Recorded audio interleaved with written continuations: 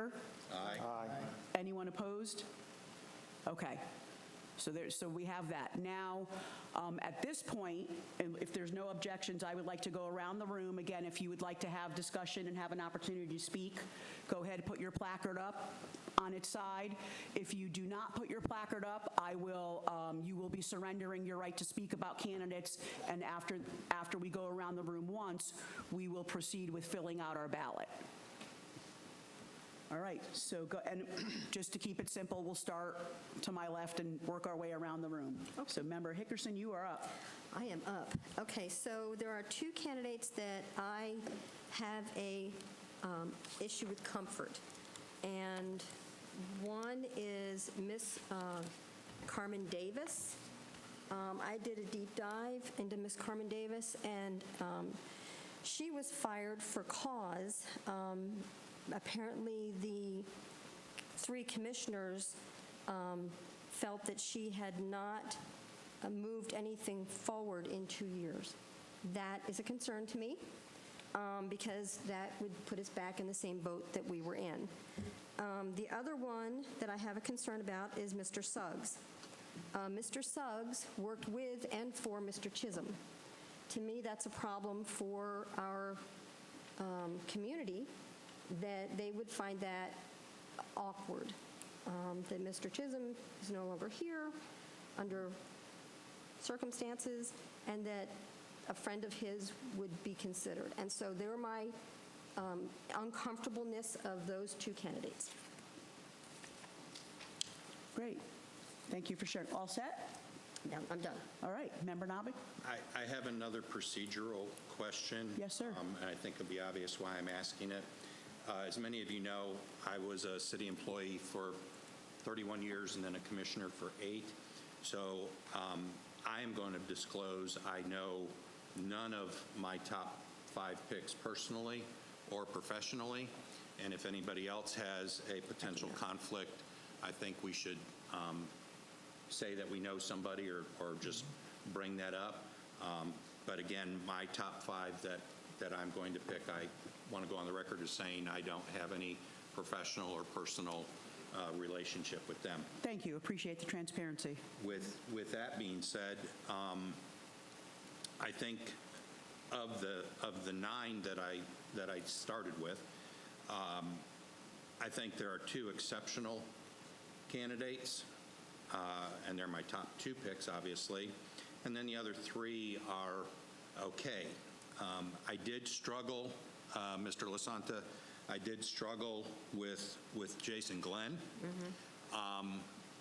And if you remember, I was very vocal about candidates having city manager experience or county manager or assistant city or county experience.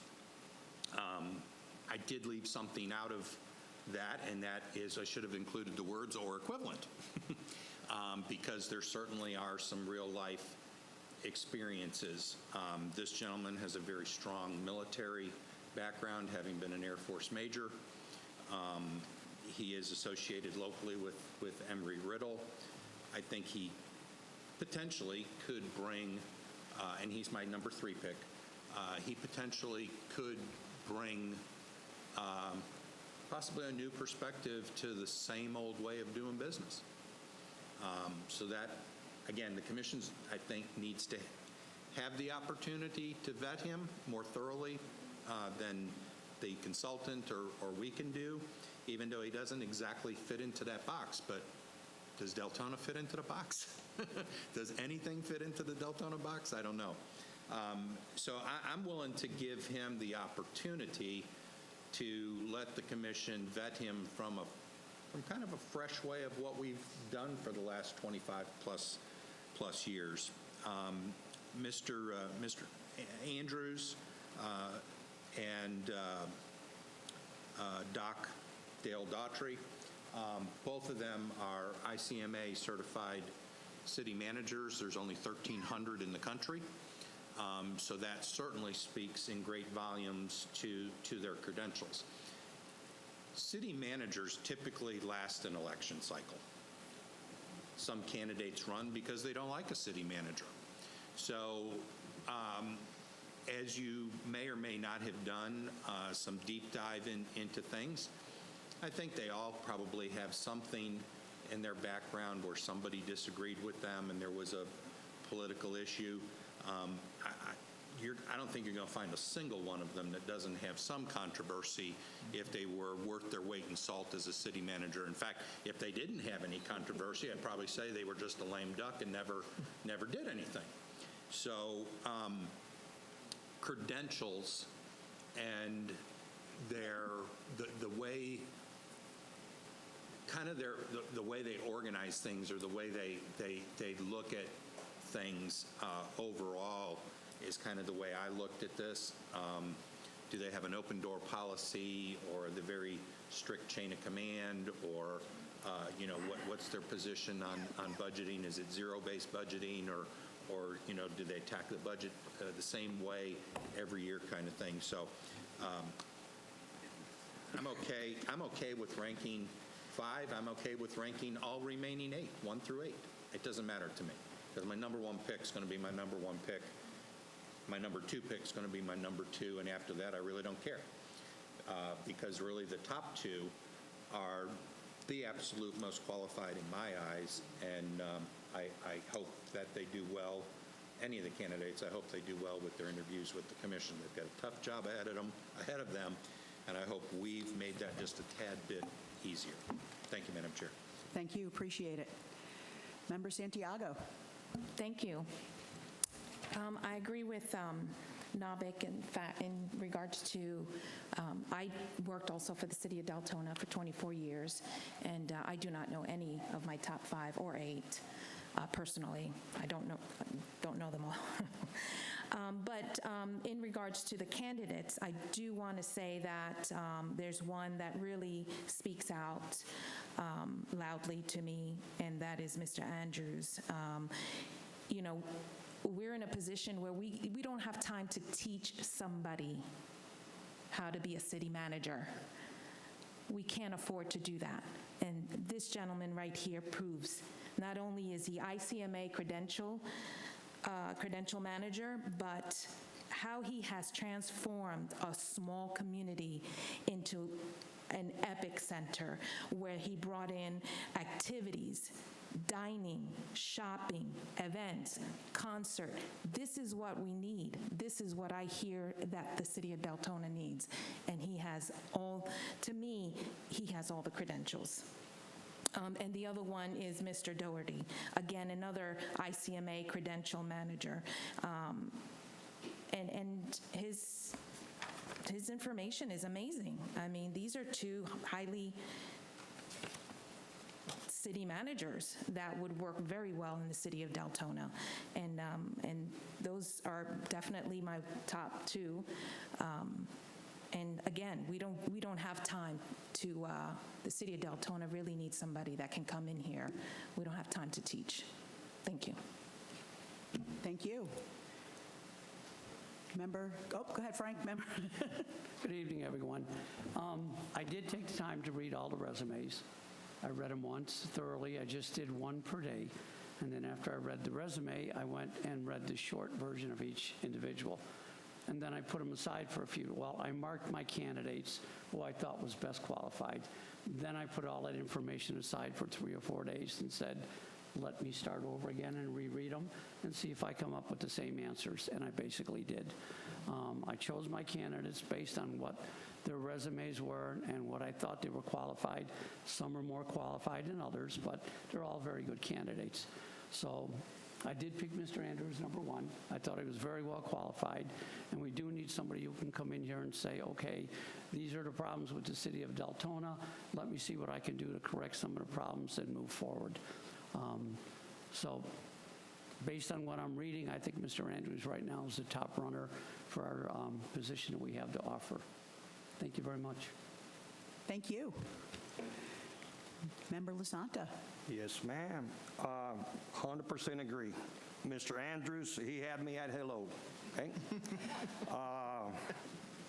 Not only that, after we received the 10 persons, I redid exactly what he do. go over everyone, and then I saw the letter of introduction from him.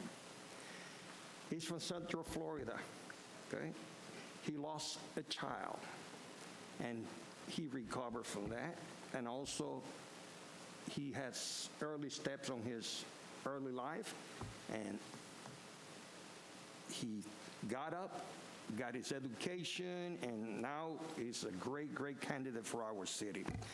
He's a Magic fan, which I don't care, but it seems to be the best qualified person for our city, okay?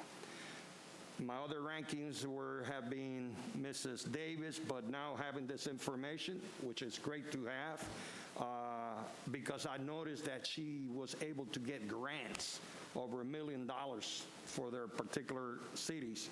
I thought that was a benefit to any city that will be managed by her, but that's a very concerning issue. And then third one, Mr. Dougherty. Those guys, I think they will have been great for our city. So, Mr. Andrews, the rest, they have the ICMA, Mrs. Hayes had ICMA credentials, and Mr. Suggs has ICMA credentials, but nobody else besides them had the ICMA credentials, which I think it is a prerequisite to run over a city, you know, and that's my take on that. Thank you. Thank you. Member Amoroso. Hi. So I went through all the applications, and what I did was rank them by, I didn't rank them, I wrote out the population of the city and how many years they were there. So that's how I compared everything, their experience compared to how long their longevity in a city of a certain size. I do have a major issue with the email that went out from the consultant saying that Sarah Pascal was not eligible because of her lack of experience naming, I'm not a fan of her, but the fact that James Glenn is on here, when it says that she lacks code enforcement, land planning, zoning, economic development, public works, utilities, parks, recreation, and stormwater, which he has none of those. So he was definitely my last one on the list. And like you said, there's other life experiences, but the major thing the city commission wanted was city manager experience. So I'm not sure, but my top three are following most everybody here. Doc, I'm not going to pronounce his name, because it was a city of 27,000 for 3 years and then 6 years somewhere else. And he also headed Parks and Recs for 1.5 million, population of 1.5 million. And Carmen Davis was my second choice because I also read that article on her, and the three who were against her saying she didn't do anything. But then the two other people, the compliments that they had on her was a very nice fit for Deltona, that she's calm, that she handles people well, that she deals well under stress, which that stood out to me. You know how our commission is, you know how stuff goes down here, 3 like them, 2 don't, but that stood out to me. So that's why I made my picks, and that's how I decided. I can't turn off my mic. So. Oh, very good, thanks. Member Bryant. Okay, well, for transparency, I didn't know any of them from the beginning to the end. I do have some questions, though, because I had asked about, I thought we were going to be able to have them like in here where we could interview them, and I didn't realize that we couldn't, and I had reached out about whether or not we could contact them, and was told, well, we could, but we shouldn't. But so my question for all of you is, did anybody have conversations with them, any of them? And did the commission have, well, the commission can't answer because they're not here, but did they have contact prior to any of them? I can't answer for the commission. I know, that's why I said. Yeah. That's a question I have in my head, so. Yeah, speaking for myself, I did not reach out to any of the candidates. When we come around to my turn, because I don't want to be disrespectful and interrupt your time, I'll kind of share with you what my thought process was on that.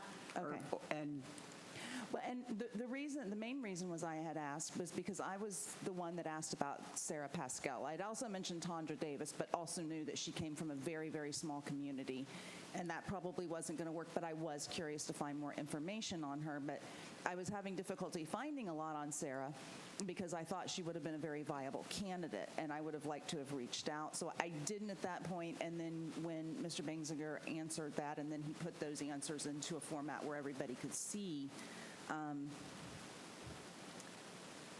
okay, but whatever. I wouldn't have minded at least interviewing her and having a chance to talk with her. For everybody else, Mr. Andrews, he looks really good on paper. Boy, I'll tell you what, he looks good on paper.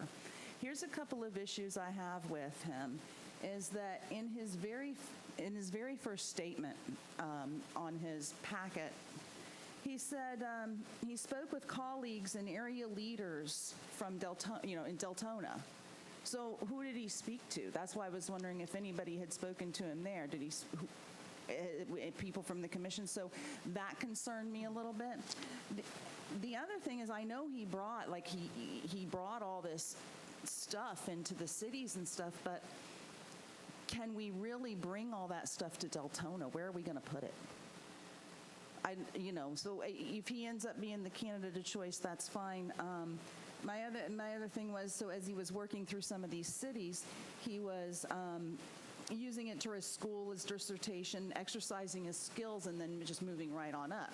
And it's not a bad way to do things, but is he looking at Deltona that, look at this place, it's a mess. I'm going to come in there and I'm going to put my skills to the test. And then he's going to, move on. So I don't know. I sometimes you get a funny feeling about people. Like I said, he looked really good on paper, but I get a twinge.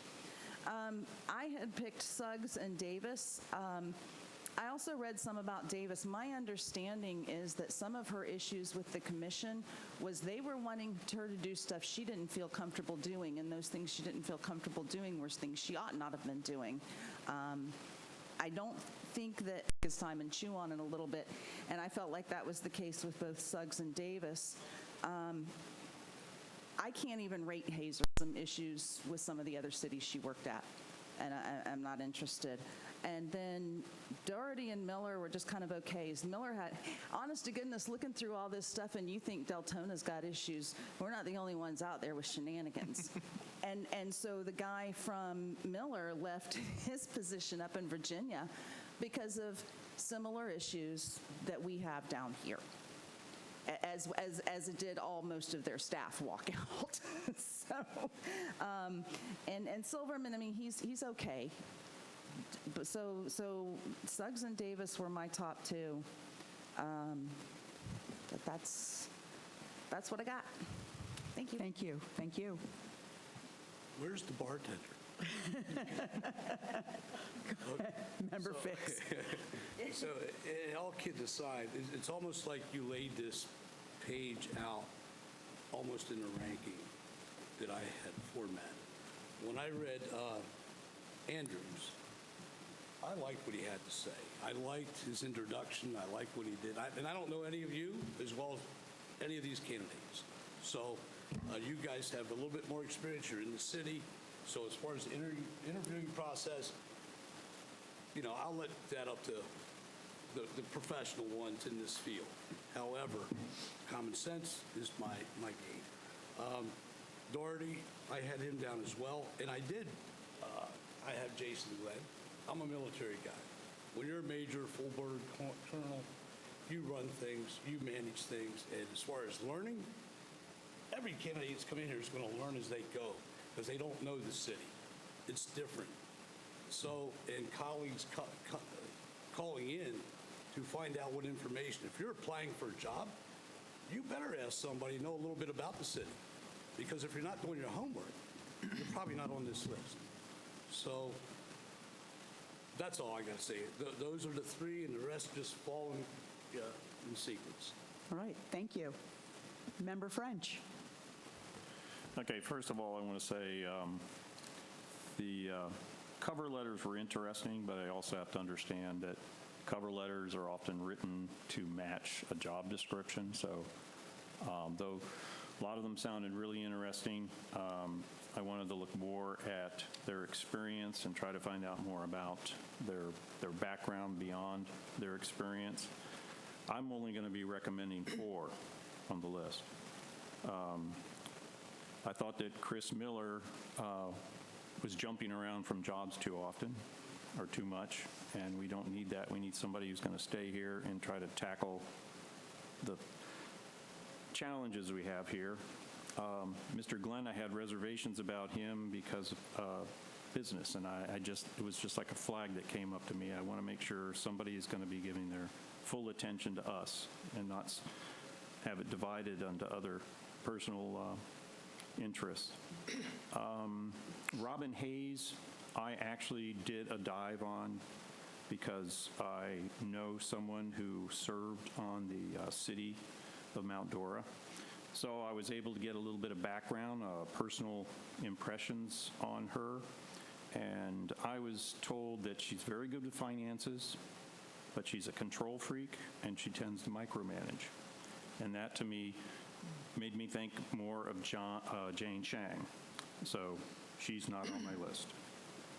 Mr. Silverman, I just don't think he has a wide enough range of experience for the different things we have here.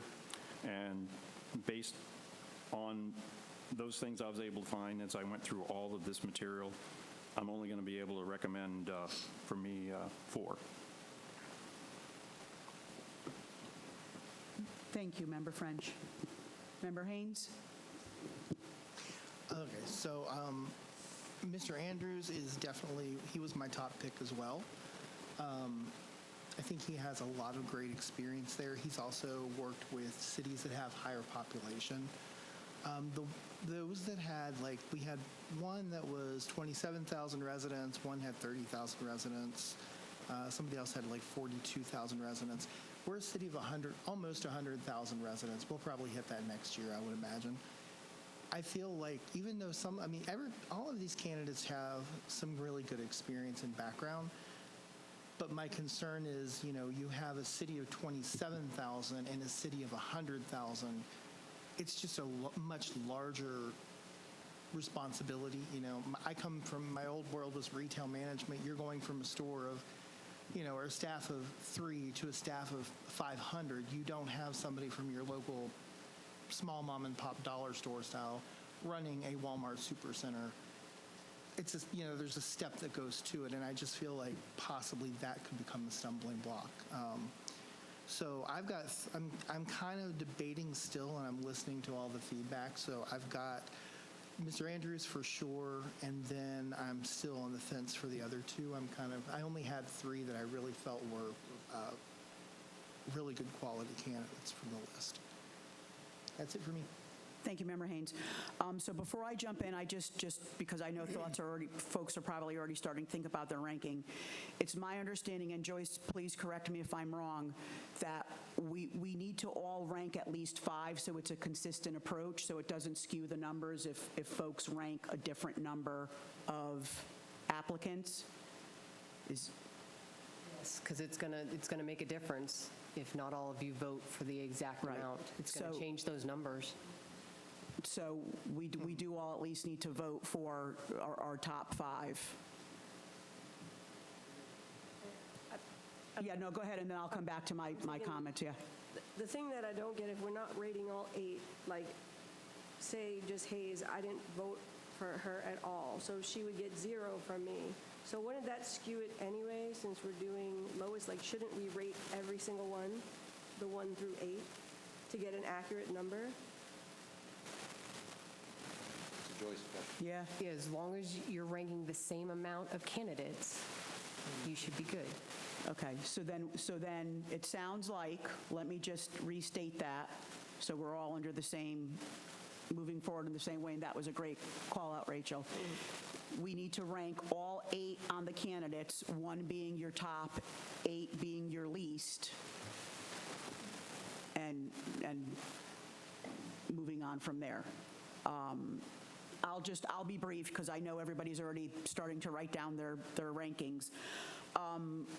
For me, similar with Mr. Andrews, so I don't need to restate that. I just think, for me, it's someone who can come in and probably start managing things day one, right? May have a slight learning curve like everybody coming into a new place, but at the end of the day, the processes are the processes, the departments are the departments, and I felt like he can come in and really start to make a difference right away.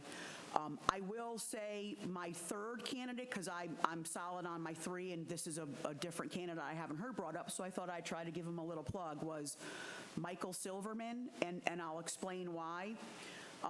I kind of discounted him at first because the city he comes from is fairly small, and maybe didn't have the largely enough experience as everyone else, although he does have previous city manager experience. But when I looked into him, it sounded like some parallels to Deltona. So his current city, when he stepped in as a city manager, they were running at a deficit, a $14 million deficit.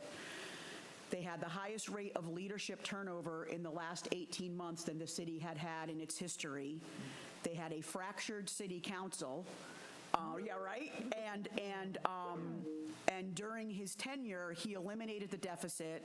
He has the council now working as a team, and he actually got investors to invest $54 million in their city to help with their infrastructure issues. So to me, he's, I mean, not my number one, not my number two, but he was my number three. And that's all I have. All right, so at this point, why don't we all take a few moments? Let's go ahead and do our rankings. And again, just as a reminder, we will be ranking all 8 applicants, 1 through 8, 1 being your most favorable, 8 being your least favorable. Joyce, if you don't mind, Joyce, I'll ask you to come around and collect the forms, so I'm not touching them from everyone. And then once you do that, we'll go ahead, after Joyce, if you collect the forms, we'll take a brief recess so Joyce can tally the votes. Okay, so just to be clear, we're now going to rank all 8. Okay. Yes, sir. Thank Okay. you. Okay. Madam Chair, do you have another blank sheet? Joyce has those on her desktop.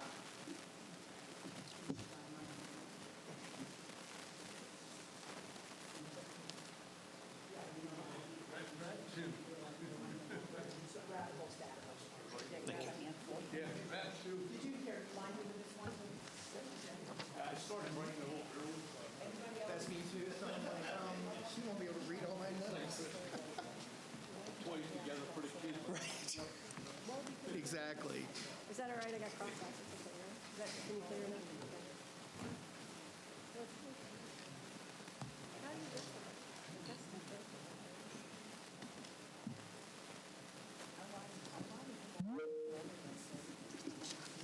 Okay, there you go. Choice, sorry. Are we going to recess? We're going to recess?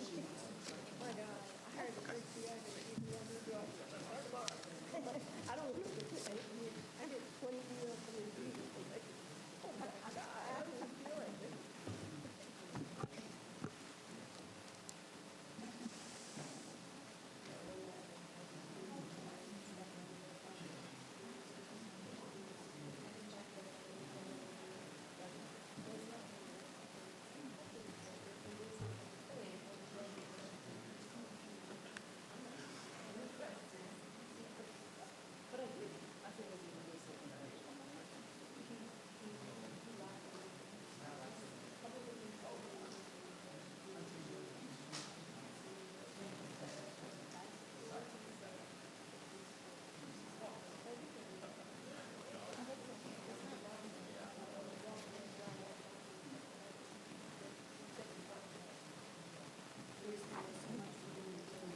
All right, we'll now take a 5-minute recess for Joyce to tally the applicants.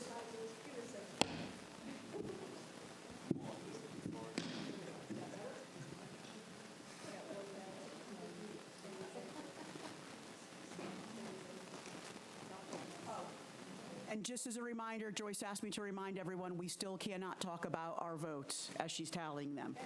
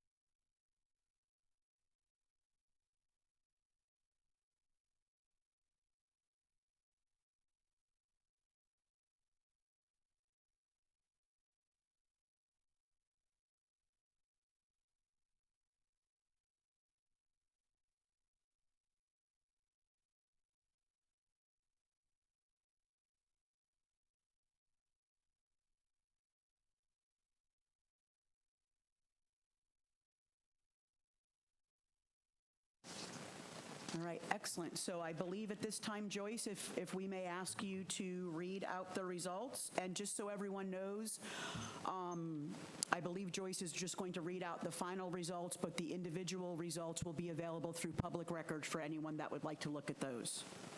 Correct, and I'm just going to go in order just like it was on your ranking sheets. So Andrew Scott got 19. He is the lowest. Carmen Davis got 54. Dale Doherty got 29. Jason Glenn got 71. Robin Hayes got 62. Christopher Miller got 60. 60, correct. Michael Silverman got 50, 50. And Terry Suggs got 51, 51. Can you repeat those again? So Scott Andrews, 19. Carmen Davis, 54. Dale Doherty, 29. Jason Glenn, 71. Robin Hayes, 62. Christopher Miller, 60. Michael Silverman, 50. And Terry Suggs, 51.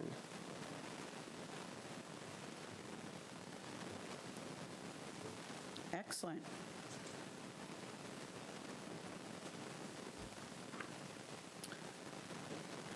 So at this time, if there are no further questions, Joyce, do we need to take a vote to submit these to the City Commission? Right, and again, determine how many you're going to submit to them. Okay. Yes, sir. Okay, so based on this calculations, the rankings will be, Andrews will be number 1, Dougherty number 2, Silberman number 3, Sox number 4, Davis number 5, Miller number 6, Hayes number 7, and Glenn number 8, correct? That's what I got, so we're either both right or we're both wrong. Okay, I just want to make sure. Thank you. You're welcome. Yes, oh, I'm so sorry, Kathy. Yes, Member Bryant. Look right every once in a while. I had to think about it. That was my right. Yeah, you're right. Joyce, actually, when you said the individual results, you meant these individual results and not our individual results, correct? Right, I didn't read what everybody... Okay. Yeah, I didn't read what everybody put on their ranking sheets. Like Tara said, those are Okay, available I for mean- public record. I don't know if you guys want me to read them all out or not. No, I just Okay. wondered what. Yeah, Okay. it's just the Not a totals big deal. of all of everything that I've entered. Okay, sweet. But our individual votes will be available. Okay, sorry, just wanted to clarify. All right, so can we get a motion if there's no other questions? Kathy, is that a legacy question or did you have a new question? All right, I was looking right. May I get yes, sir. Yes. Do we ever have the opportunity to meet or at least see a video of the candidates? It's my understanding there will be a meet and greet of the final candidates. They'll be bringing them in, and there will be an opportunity for residents to meet those candidates. Okay, good. Thank you. You're welcome. Yes, sir. I don't know what the commission's going to do going forward. I can only tell you what my experience is from the last couple of times where I was involved in it. There's a certain amount of expense with bringing the finalists in, housing them, feeding them, interviewing them, setting up that whole process to do that over a 1 or 2 day period. For discussion, and if this is the way the group wants to go, then I'll put it in the form of a motion. My recommendation would be that we suggest the top 3, with 4 and 5 being alternates, and limiting it to those top 5 now that we've done that. I think that's kind of in line with what the commission wanted guidance on. Doesn't mean they're going to follow it. Certainly their prerogative to pick anybody off the list and do anything they want with it. But That would be my suggestion, that it seems we feel strongly about the top three, the numbers kind of reflect that, and then to address your concern in case somebody were to drop out, then we wouldn't have to repeat any of this process. We'd be giving them a good, strong 5 to go for. So if there's consensus to that, then I'll make that in the form of a motion and see if that gets a second, unless anybody's adamantly opposed. Anybody adamantly opposed to that? Okay. I'll second it. Oh, Okay. I don't know that we were there. I don't know that we were there yet, but we got one quick question. The only reason I'm saying that it should be the top 5 is because of how close it was, 50, 51, and 54. I mean, 3, 4, and 5 is within 4 votes of each other, so that's pretty close. So I think the top 5 should be set. That's just my opinion.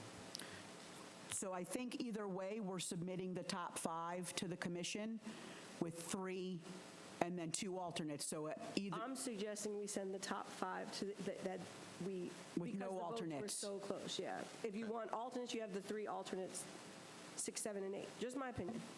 Just because it was so close, 50, 51, and 54. that's a very good point. So perhaps maybe send the top 5 to the commission, and then the commission could decide if they want to invite them all in or just the top 3. Sometimes face-to-face is better than paper. Yeah, no, I agree with you there. So And I see Lynn nodding her head yes, too. With seeing the heads nod, then, Madam Chair, I'll go ahead and make a motion if you'll allow that. Yes, please. I make a motion that we submit the top 5 candidates to the City Commission for their final interview process. Do we have a second? Motion made by Member Novick, and I think it was seconded by Member Frank. Delisa, thank you. I couldn't see that. I couldn't see on the angle. Joyce, are you good with us just did you want to do a poll vote, or are you good with us just voting like we normally do? I'm good either way. All right, all those in favor? Aye. Aye. Any opposed? All right, motion passes. There being no further business, Joyce, well, before I close out the meeting, just quick, Joyce, do you want to quickly talk to us about what happens now? Are we disbanded as a committee? I believe the committee needs to be sunset. So I won't sunset the committee until we know that, like, we've gone through negotiations. We've got a signed contract, because at any point, this whole process could change. And I don't want to disband you ahead of time. So right now, I already have the agenda memo ready, but I've put it out to like the end of May for right now, and I can keep moving it. So I'll try and keep everybody, as posted as I can. I know next Monday is a workshop, 5:30 to 7:30. Then they have the special commission meeting where they're going to select their finalists. That's at 7:45. Then we have set up for that Friday, next Friday, is the candidates will come and do a tour. They're going to do that 1 to 4. Then we've got the meet and greet, which is 5:30 to 7:30, I believe, in here. We could not get the center, unfortunately, so we had to do it in here. And then Saturday morning, we have an all-day right now tentative schedule for interviews, one-on-one with the commissioners. And then at 6:30, they will come down here, I believe is what we have it scheduled for the full commission to interview those same candidates that they interviewed upstairs individually. And of course, that's open to the public. So the existing published schedule is still on track? As of right now, it's still on track. And you will email this committee if there's any changes? Any changes, yep. When I know, you'll know. Thank you. Fantastic. So so then we are all still under the sunshine, just as a reminder. And just, Member Bryant? I'm sorry, Joyce, I thought the meet and greet was from 6 to 8 on Friday. Did I have that incorrect? And then when you talked about the commission interviewing as a whole, what day was that going to be? That's going to be Saturday night. That's what I was, and it'll be videoed? Yes, it's a special commission meeting, so yes, it'll be just like every other commission meeting. And I believe the reason we changed from 5:30 to 7:30, because it was kind of coincided, the meet and greet, it kind of coincided with what we do for workshops, so we thought it would kind of be That's fine. I just easier wanted for to the make- public to know the time. I didn't want to guess. show up till 6 and then find Yeah. out. Okay, thank you. All right, very good. So there being no further business, this meeting is adjourned.